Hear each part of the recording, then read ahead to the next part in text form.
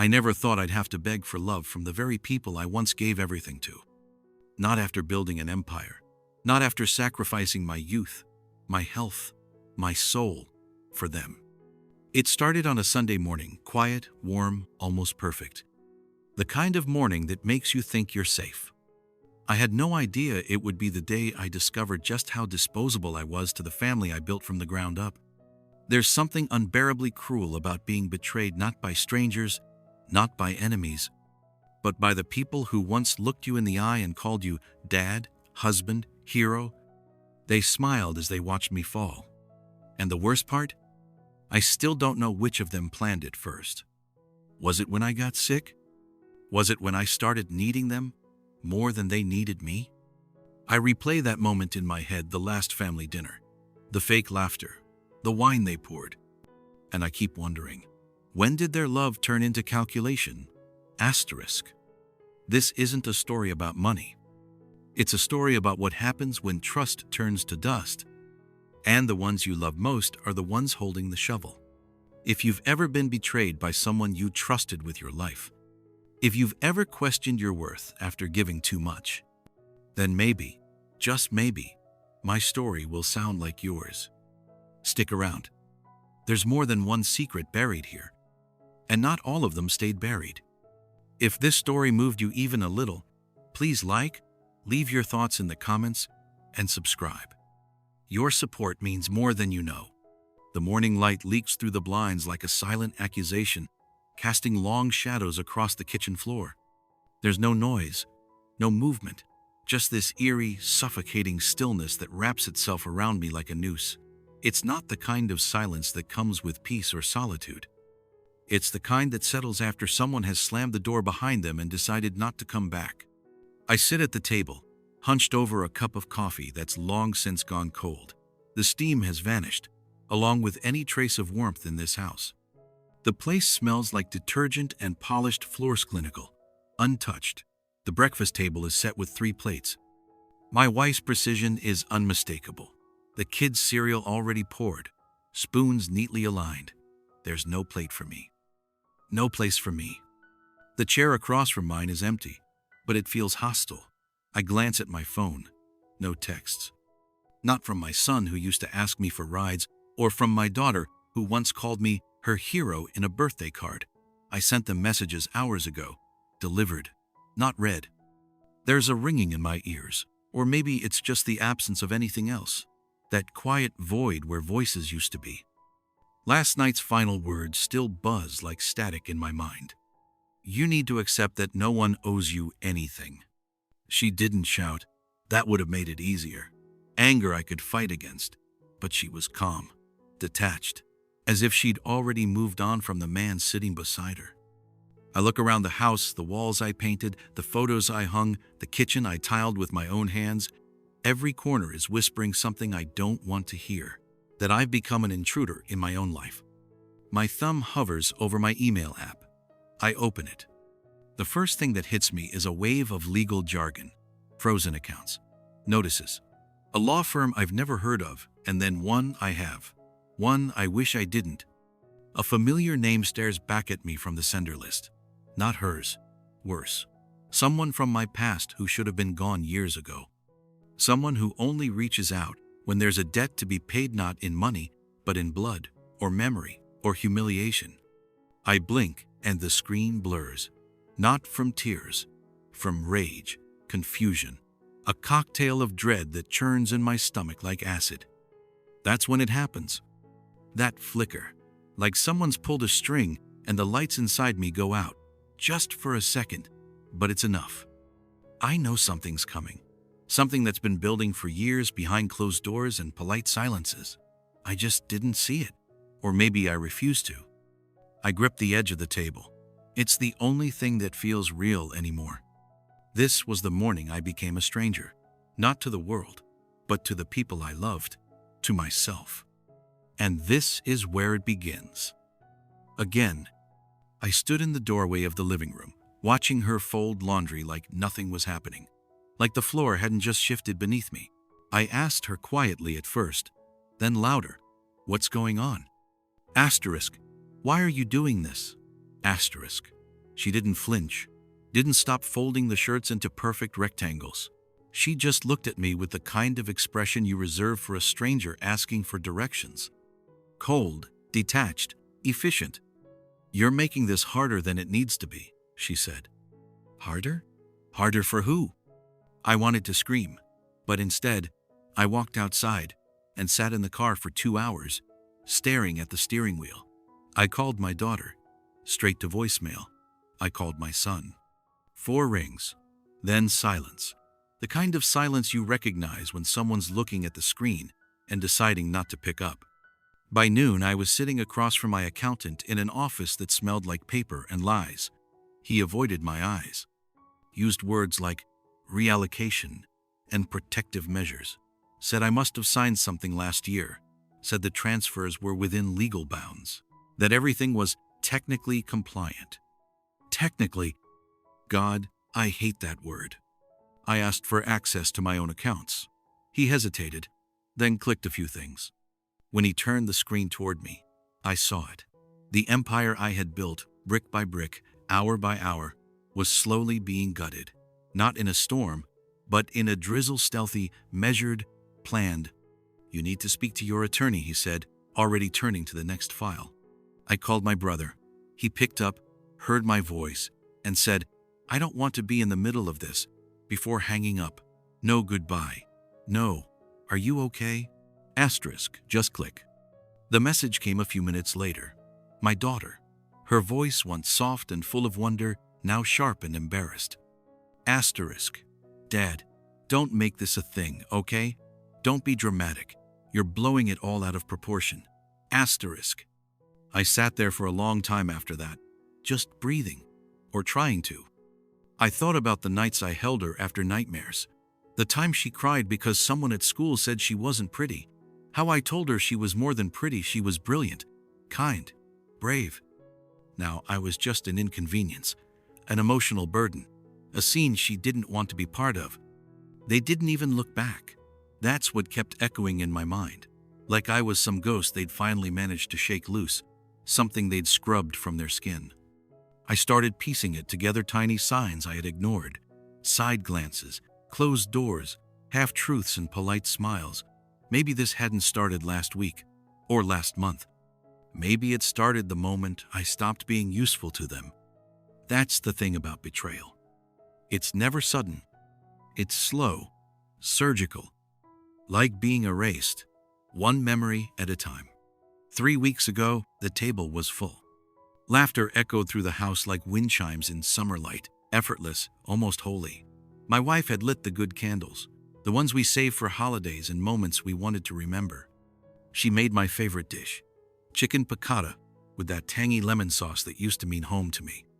They toasted to my recovery. Glasses clinked, and someone said, "To second chances." I remember feeling it deep in my chest, like I was being stitched back together by love and mashed potatoes. My daughter made a joke about my bald head. My son added to it, mimicking a monk. I laughed. Genuinely. I hadn't done that in weeks. My wife touched my hand, and I swore there were tears in her eyes. Gratitude, I thought. Relief. That night, I slept soundly for the first time in months. But now I understand. That wasn't a celebration. It was a eulogy in disguise. I found the photos yesterday, buried in an old Google folder still connected to my email. I wasn't supposed to see them, not anymore. I'd already been removed from the family share group chat, quietly, surgically, like a tumor no one wants to talk about. The photos were perfect. Too perfect. My wife had curled her hair. She only does that when she's anxious. My daughter wore mascara black and thick like armor. My youngest had drawn a crayon sign that said, "Welcome back, Daddy," with a smiley face missing one eye. But it was my son, me oldest, that chilled me. He was looking at me in every photo. Not smiling, not faking it like the rest. Just staring. At me. Like he already knew. Knew what they were planning. Knew that this was the Last Supper and that his silence was part of the deal. Maybe he agreed to it. Maybe he hated me. Or maybe he was just trying not to cry. I didn't see it then. God, why didn't I see it? That entire evening was a script. And I was the only one who thought it was real. I replay it now, like a security tape. Their laughter sounds different when you know what comes after. Their smiles all perfectly timed, as if someone off camera was cueing them. I feel sick. Not chemo sick. Not body sick. Soul sick. Because now I know what they were celebrating. Not my recovery. My expiration. The end of their obligation to pretend. And the worst part, the truly unbearable part, is the realization that maybe they had already mourned me, while I was still sitting there, alive, smiling like a fool with his paper crown of delusion. So I ask, how do you keep breathing after you realize the love that once kept you alive was just a rehearsed performance? And worse, how do you ever trust the sound of laughter again? The first envelope arrived on a Thursday. Thick, crisp, clinical. No handwritten notes, no signs of human touch, just the cold, precise edges of betrayal, folded into legal language I barely understood. Inside, a summons, a set of terms, conditions, restrictions. My name printed in bold, but the words felt like they belonged to someone else, someone already condemned. More followed, daily, a growing stack of manila wounds, each page a quiet cut across my sanity. Paper doesn't scream when it slices flesh, but it leaves a sting that lingers. My lawyer, Benson, whom I had trusted for years, now sounded more like her spokesman than my defender. "This is standard procedure," he kept saying, as if that explained why my signature appeared on documents I had never seen, papers granting her power over decisions I wasn't conscious to make. Decisions supposedly made while I was in the hospital, broken, sedated. Protecting the family, she said, when I confronted her in our driveway weeks ago. Her voice was syrupy sweet, like she was offering me medicine I didn't ask for. "You weren't stable. You don't remember what you signed." But I do remember. I remember not being there. I remember being too far gone to hold a pen. And I remember that signature. Not mine. Not even close. I sent emails, requested copies, demanded a forensic analyst. No one responded. My calls went unanswered. My questions were met with silence or vague threats of moving on for everyone's good. The company's mind began to vanish. One by one, sold off quietly. The logos remained, but my name was stripped from the letterheads, from the website, from the very history I built with my own damn hands. Then the phone rang. It was Marco, an old partner I hadn't heard from in 2 years. "Hey, listen." His voice cracked like he wasn't sure if he should be calling. "Something's off. These transfers, they're not right. You need to act. Now." I did. Or tried. I drove to my headquarters, the building with my initials still engraved in the lobby marble. The place I spent 20 years of my life building from nothing. But when I arrived, the security guard wouldn't even make eye contact. "Sir, I need you to leave the premises." "I own this building," I said, my voice rising. "You used to," he replied. Then he pressed the button on his radio. I didn't stay to find out who he was calling. Outside, in the parking lot, I saw her. My daughter. She was in the passenger seat of my wife's car, scrolling on her phone. I stepped forward instinctively, like my feet had remembered the father I used to be. She glanced up, and then she looked away. Didn't wave, didn't smile. She didn't even roll the window down. The car drove past me. My reflection ghosted in the glass. That was the moment I knew. I wasn't just being erased. I had already been replaced. I unlocked the door like I had 1,000 times before, but this time it didn't feel like it was mine to open. The key turned, but something inside me didn't. The hinges sighed, old wood groaning, as if mourning what had been lost. And then it hit me, the absence, like the space had exhaled me. My pictures were gone, every frame stripped from the walls with surgical precision, as if my face had been a disease they needed to cure the house of. The walls were sterile now, hollow, soulless, as if they never heard my laughter or rage or sobbing in the middle of the night when I thought no one could hear. Even the dogs didn't bark. They used to come running, tails wagging, ears perked. This time, They stayed curled on the new rug, blinking slowly, disinterested.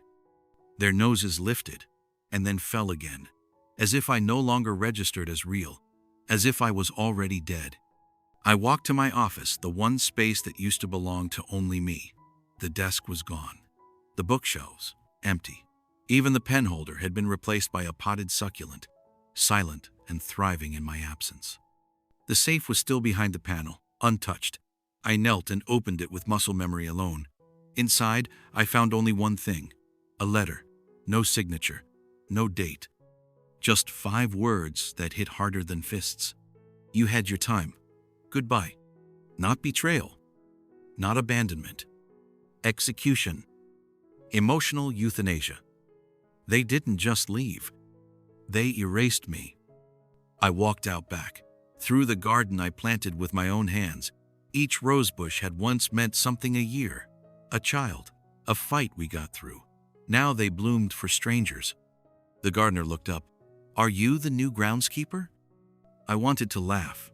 I wanted to scream. But instead, I said, "I'm the ghost who planted all of this." He blinked, nodded slowly, and went back to his shears. Even my name had been deleted from our shared bank accounts, frozen like the rest of me, like they'd hit backspace on my existence and moved on without hesitation.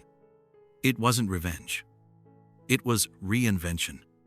And I was the casualty. They buried me alive beneath fresh paint, new furniture, smiling family photos that didn't include me. The man who fixed the roof, mowed the lawn, paid for every broken pipe and birthday cake, that man no longer fit the aesthetic. I left the house, but I wasn't sure the house ever let me in. How can someone erase you from your own story and not leave a single trace of blood behind? I started writing everything down, not in a journal, but on the backs of old receipts, napkins, torn-up envelopes. Whatever I could find, I needed to see it laid out, raw and unfiltered. The facts, the whispers, the inconsistencies that had once been background noise in a marriage I thought I understood. I dug through old photo albums like I was searching for fingerprints on a murder weapon, and in a way, I was. There was one picture us at the lake house. The kids were laughing, mid-cannonball. I was behind them, half smiling.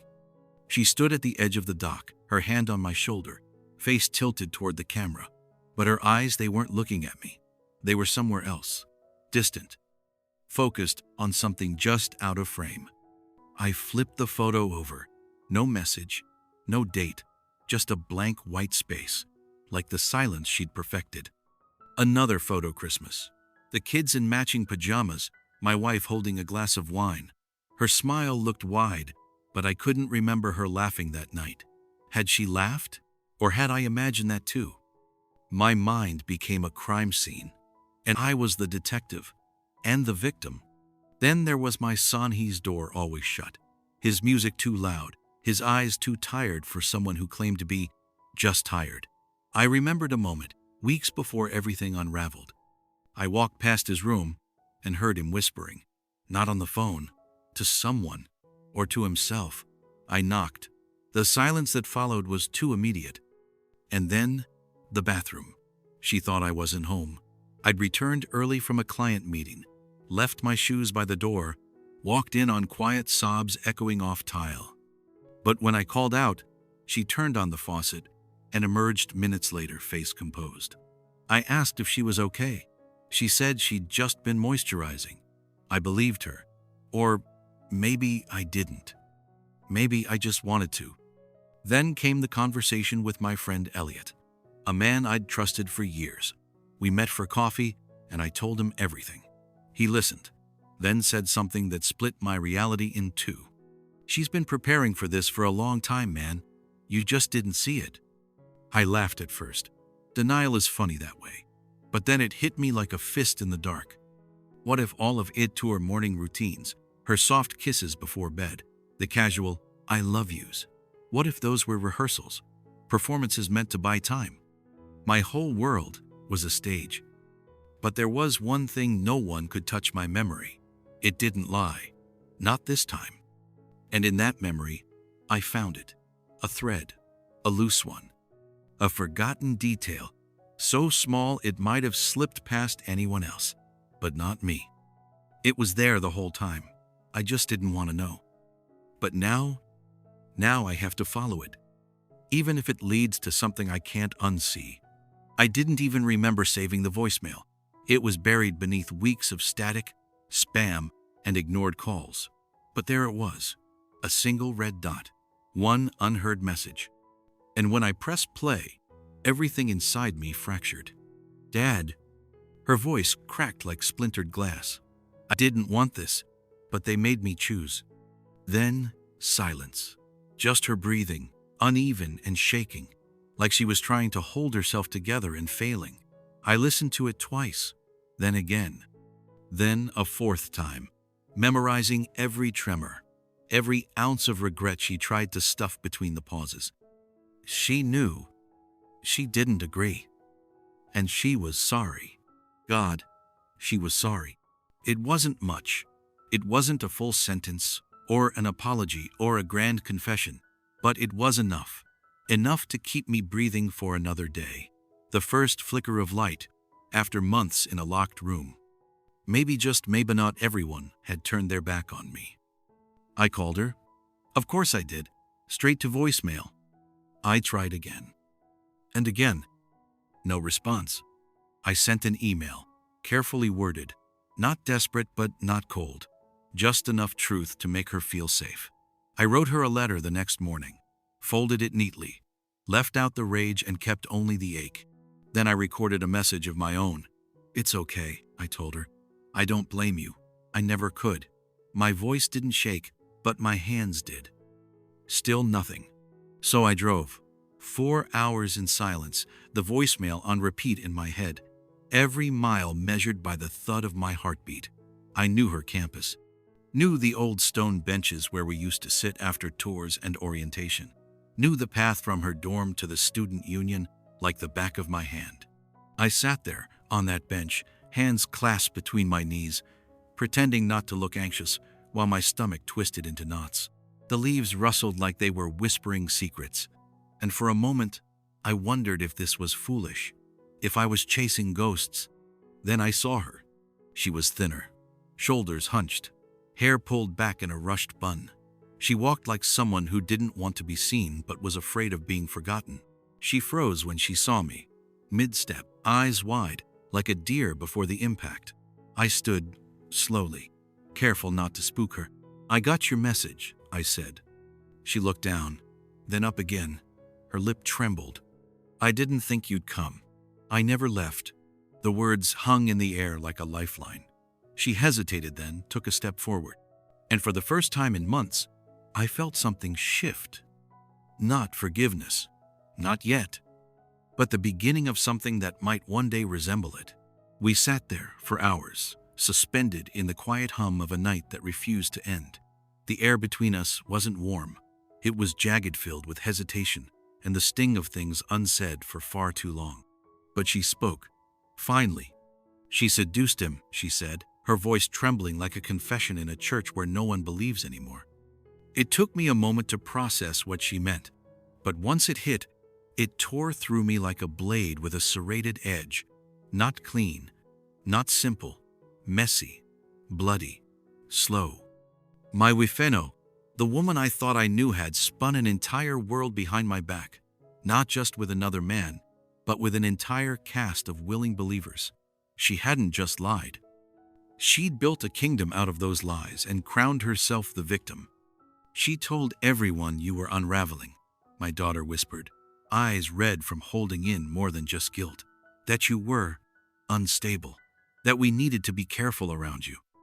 I wanted to scream, to laugh, to ask how I had missed all of this, but I just sat there, cold hands folded over colder knees, as my world disintegrated one whispered truth at a time.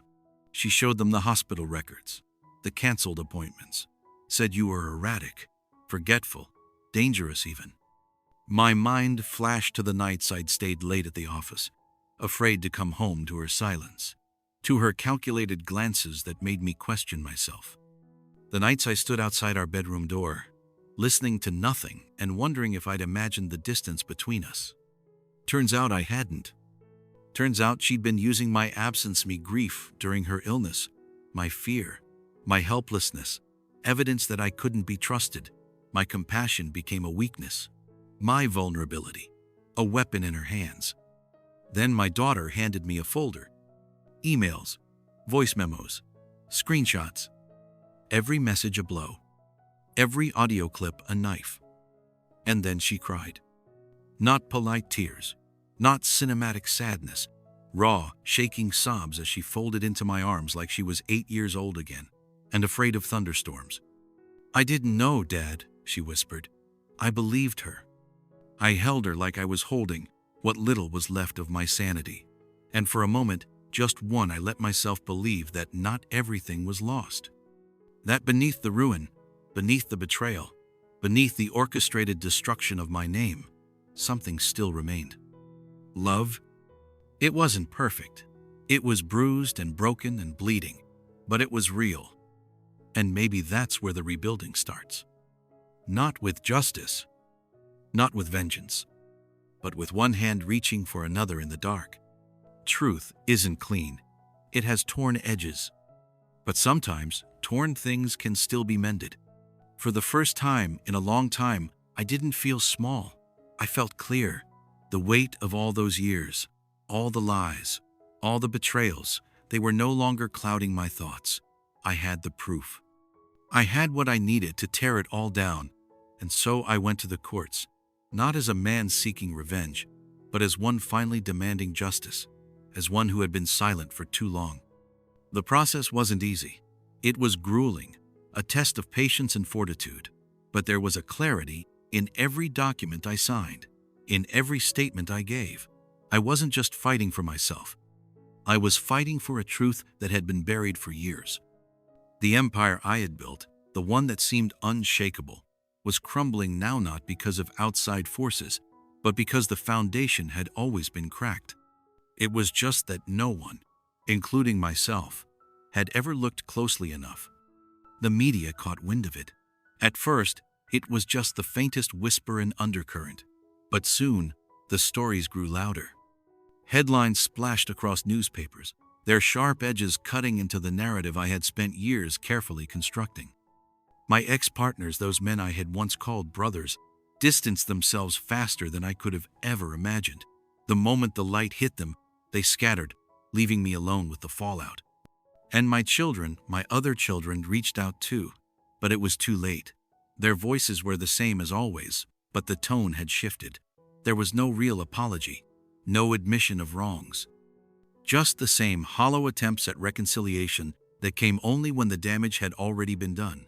They thought they could patch things up with words, with empty gestures. But the years of neglect, the years of their absence when I needed them most, could never be undone with a phone call. And then, after all the chaos in the courtrooms, the name of the company, my company, was restored. The integrity that had once been its cornerstone was now back in place, at least on paper. But I didn't care anymore. I didn't want that name. I didn't need the recognition, the power, the control. I sold everything. Every last asset that had once been my lifeblood gone. The buildings, the cars, the stock, everything. I gave half of it away, donated it to those who needed it more than I ever had. There was a strange peace in that act, as if I were finally shedding the last remnants of the man I used to be. The money, the status, the empire, it all felt like ash slipping through my fingers. I didn't need it, not anymore. So, I started again, not with grand plans or lofty ambitions, but with the simple, quiet determination to live with dignity. To find joy in things that had once seemed insignificant, like a cup of coffee shared with my daughter on a lazy Sunday morning. The silence that followed wasn't a punishment, as I'd once feared.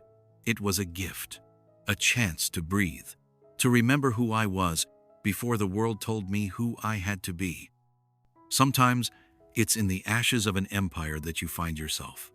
And sometimes all you need is one person, just one person, to stand beside you, to remind you that the wreckage doesn't define you, that it's what's left behind that matters most. Today, I don't tell this story out of revenge. I tell it for those who have been discarded, for those who gave everything, and were thrown away. I was a millionaire. Once, I was someone who measured his worth in dollar signs, the size of my estate, the luxury of my cars. I thought that's what made me valuable. But now, I am simply a man who has learned the hard truth. Love without truth is just a facade. I sit here now, not with a fortune in hand, but with the weight of everything I lost. The weight of people I trusted who I thought saw me for more than just the things I could offer them. And that's when I realized the worst kind of betrayal is the one that disguises itself as care, as concern, as love. It wears the mask of kindness while twisting the knife beneath it. I remember the way she smiled at me, the way she would tell me everything I wanted to hear. "You're enough," she'd say, as if she were bestowing a gift. But I should have known then. The real, honest, true love don't have to remind you of your worth. They don't wear the promise of safety only to leave you exposed. And when I fell, when I found myself alone, that smile turned into an empty mask. I was never enough for her, not in the way that mattered, not in the way that built anything lasting. She wasn't the first. No, I had a pattern. I used my money to attract affection, convinced that I could buy happiness. But all I really bought was a series of hollow relationships. People who saw my wealth and not me. People who needed me, but didn't love me.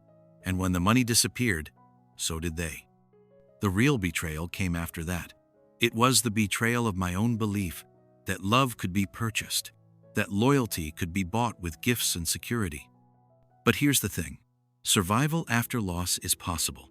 Rebuilding your life without the trappings of wealth, without the lies, is the hardest and most beautiful thing I've ever done.